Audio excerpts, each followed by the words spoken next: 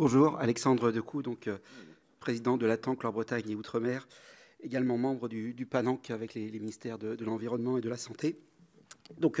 J'interviens plutôt sur la partie assainissement, mais assainissement non collectif.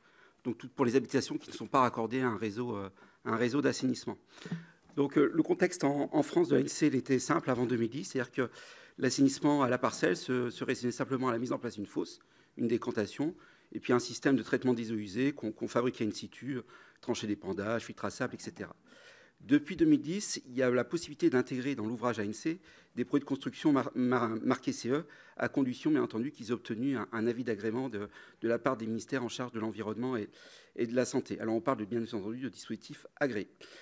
Ces dispositifs, ils nécessitent en général un entretien important, et pour certains, ils peuvent être énergivores. Et les vidanges aussi peuvent être très rapprochés. On peut aller jusqu'à 2 mois d'après certains guides, en général autour d'un an pour certains. Un ANC, normalement, c'est un ouvrage du bâtiment qui doit répondre à des critères de pérennité, de stabilité et d'usage simple. Il doit donc avoir une durée de vie en service de 50 ans pour les parties structurelles, les cuves, etc. Elles doivent au moins durer 50 ans dans le sol, et 25 ans pour les parties démontables. Et il ne doit pas présenter d'impropriété à destination.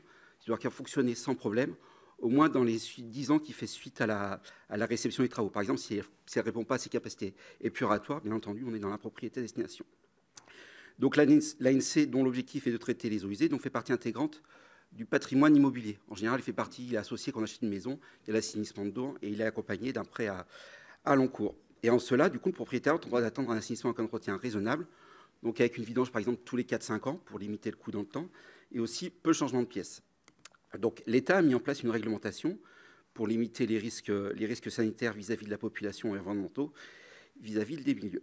Cette réglementation ne doit pas dispenser, bien sûr, les constructeurs d'ANC de mettre des systèmes robustes, comme l'incite le Code de la santé publique. Donc, il y a une étude sub in situ qui a été financée par l'OFB et les agences de l'eau et coordonnée par Mme Catherine Boutin de l'INE Marié, qui a montré que 80% des dispositifs agréés ne répondent pas correctement à la fonction de traitement des eaux usées. La réglementation devrait évoluer pour prendre en compte les éléments de cette étude. Mais elle ne traitera pas, par contre, la responsabilité des constructeurs à choisir des techniques moins sinistrantes. Donc voilà, c'est bien sûr l'État doit réglementer, et après, c'est la responsabilité des constructeurs de fournir des ouvrages pérennes. Enfin, en termes assurantiels, aujourd'hui, on a uniquement les techniques décrites dans le TU 64.1 et celles inscrites sur la liste verte de la CDP sont reconnues comme des techniques courantes de bâtiment. Quand on dit courant du bâtiment, c'est-à-dire que le risque de sinistralité est dit aggravé. Donc, pour vous donner une idée, il n'y a que 5 dispositifs agréés qui sont sur la liste verte de la CDP. Sinon, elles sont en technique non courante, c'est-à-dire que le risque de sinistralité, il est dit aggravé. Pourquoi je parle de ça? Parce que c'est des systèmes qui sont bien vendus dans les DROM. Donc, je vais développer par la suite. Donc, voilà. Donc, la problématique de l'ANC dans les DROM. Donc, les DROM, comme on l'a déjà dit tout à l'heure, c'est bien entendu le deuxième... Enfin, la France est le deuxième espace maritime mondial. Donc, 97% se situe en Outre-mer. Donc, la France abrite également la 4e plus grande surface de récifs coralliens au monde, si je ne me trompe pas. Donc, voilà. Donc, l'absence d'assainissement, en dehors de la problématique sanitaire qui est à côté, qui est à part, c'est un apport de matière organique, de nutriments, de phosphore, d'azote, de bactéries, de polluants, ce qui entraîne un développement d'algues, l'eutrophilisation marée verte, milieu étouffé, mortalité de la faune, développement d'espèces envahissantes, perte de la biodiversité, etc. Et je crois qu'il y a des bactéries aussi qui attaquent les coraux aujourd'hui. De plus, dans les départements et régions d'outre-mer, il est indispensable de préserver les zones de baignade, c'est un enjeu économique fort, notamment pour ces territoires, et il ne faut pas le négliger. Alors, la problématique dans les DROM, c'est que l'assainissement, il faut prendre plusieurs... Enfin, la législation telle qu'on la connaît aujourd'hui n'est pas forcément adaptée aux départements et régions d'outre-mer. Parce qu'en fait, le contexte sociologique n'est pas forcément pris en compte. Vous n'allez pas... C'est-à-dire qu'il faut regarder ce qui se passe, par exemple, quand vous allez en Guyane, au bord du fleuve Maroni, il faut regarder un peu ce qui se passe avant de voir quel type d'assainissement on peut faire. Vous allez aller sur à Mayotte, il faudra regarder les choses un peu différemment. Et quand on a un texte de loi qui cadre tout ça, c'est un peu plus compliqué de pouvoir adapter les propositions d'assainissement. On est, pour la plupart des départements, sur un contexte insulaire. Donc, on est éloigné. Donc, dès qu'on fait venir des matériaux d'ailleurs, comme pour essayer de respecter la réglementation, eh bien, on devient sur des systèmes d'assainissement qui peuvent être coûteux. On est à plus de 30, plus de 40% par rapport à ce qu'on peut voir par rapport à ce qu'on peut voir en hexagone. Donc voilà, il y a le contexte climatique. Il y a aussi des difficultés, des fois, d'accessibilité pour mettre en place des assainissements. Multi, vous parlez, par exemple, quand on veut faire un assainissement sur le site de Mafat, à quel point c'est compliqué de pouvoir faire quelque chose, ou quand on a des sites très isolés sur le département de la Guyane, c'est également très compliqué de mettre en place des assainissements. Bien sûr, on a déjà parlé de Mayotte, hein, où là, vraiment, tout est à créer. Alors justement, il y a peut-être une réflexion à avoir sur le développement de l'assainissement non collectif, parce que je crois que l'assainissement collectif, il y a un plan qui est parti pour 10 ou 15 ans.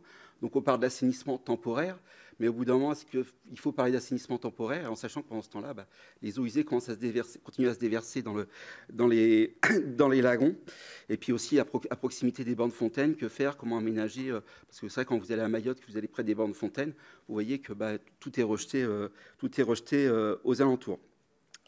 Les vidanges aussi. Il faut savoir que sur les départements d'outre-mer, notamment dans les Antilles, une vidange, c'est 700 ou 800 euros. Quand ici, en moyenne, on a 250, 300 euros. Donc, c'est le triple ou quatre. C'est-à-dire, je vous parlais de fois de 3 mois, 4 mois entre deux vidanges. À Mayotte, quand vous voulez aller vidanger à Petite Terre, vous êtes obligé de barger le camion de vidange. Si vous ne le bargez pas, donc tout ça, ça a un coût. Je ne sais plus à combien est le coût pour passer le camion de vidange, mais c'est très onéreux. Donc tout ça, ça engendre un coût. Voilà les dispositifs mis en place en général, donc ne prennent pas forcément en compte les coûts liés à la maintenance et l'entretien.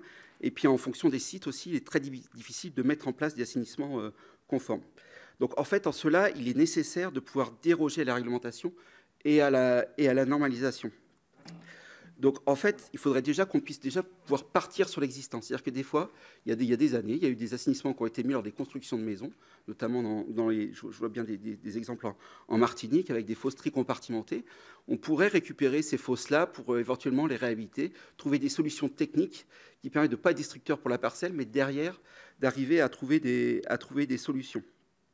C'est permettre aussi la mise en place de dispositifs construits avec des matériaux locaux, en favorisant l'économie circulaire. C'est-à-dire qu'aujourd'hui, on va chercher des choses assez loin, alors que sur place, on est quasiment sûr, on pourrait se servir des matériaux sur place pour pouvoir assainir la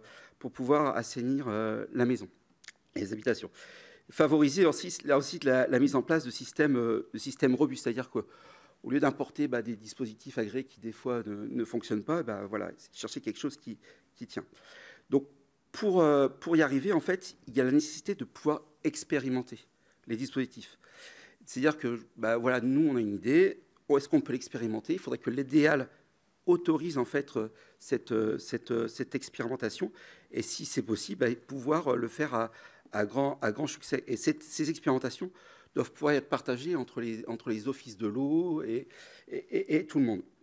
Et bien entendu, il faut aussi chercher la nécessité de favoriser la gestion de l'eau à la parcelle. Donc, à titre d'exemple, on a une étude qui est en cours donc sur le filtre à sable optimisé, dit à dimension réduite, où avec l'aval des ministères, on a été accompagné, donc ça concerne aussi bien le territoire hexagonal qu'outre-mer. On va pouvoir diminuer la surface du filtre à sable pour éviter de taper dans la ressource. Il y a des expérimentations qui sont en cours, et si cette expérimentation fonctionne, on a eu l'accord des ministères pour pouvoir faire entrer ça dans les arrêtés dits techniques. Donc voilà. Donc en fait, depuis 2019, donc dans le cadre du PANANC, cette problématique a été prise en compte par les ministères en charge de l'environnement et de la santé. Donc il y a un groupe spécifique qui a été traité, notamment dans le cadre du PANANC 3, donc qui s'appelle « Accompagner la mise en œuvre de la réglementation dans les DROM », donc qui sont copilotés par les ministères en charge de la santé et de l'environnement, donc Mme Ndiaye et M. Charlie Boris, et également Mme Boudré de l'Office de l'eau de la Martinique. Et donc ce GT a pour objectif de travailler justement sur une adaptation réglementaire pour les départements et régions d'outre-mer. Donc voilà, donc j'insiste effectivement que les DAL doivent permettre ce type d'expérimentation qui aujourd'hui les retours de terrain font qu'elles ont plutôt tendance à être freinées.